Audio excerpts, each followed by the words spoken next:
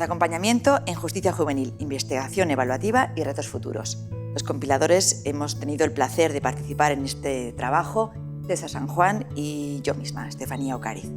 Responde a una línea de investigación que nuestro equipo lleva trabajando, en la que nuestro equipo lleva trabajando muchísimos años, para, en concreto, la Dirección de Justicia de Gobierno Vasco.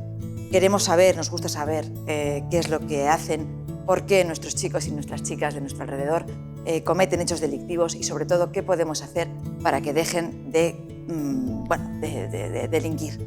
En esta publicación participan personas de muchísima relevancia científica y técnica.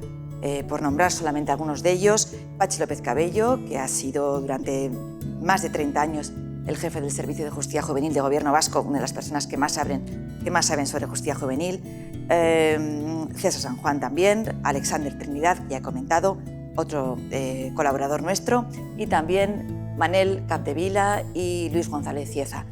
Manel Capdevila pertenece a la Generalitat y Luis González Cieza es de la Agencia del Menor Infractor de Madrid, colaboradores y colegas con los que llevamos trabajando muchísimos años.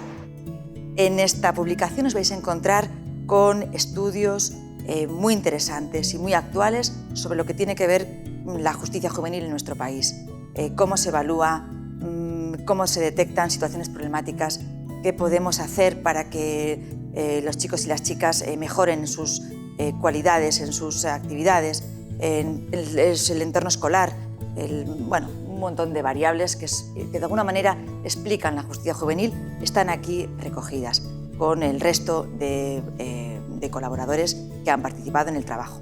Además, es importante también mencionar que este libro, como ha sido una compilación de los últimos 100 años sobre la justicia juvenil, hay una parte teórica de cómo ha sido la evolución de la ley con respecto a la justicia juvenil, que realmente ha tenido una evolución muy importante. Ha sido José Luis de la Cuesta, el director del Instituto Vasco de Criminología, quien ha escrito ese capítulo. Esperamos que resulte de vuestro interés. Nosotros creemos que sí.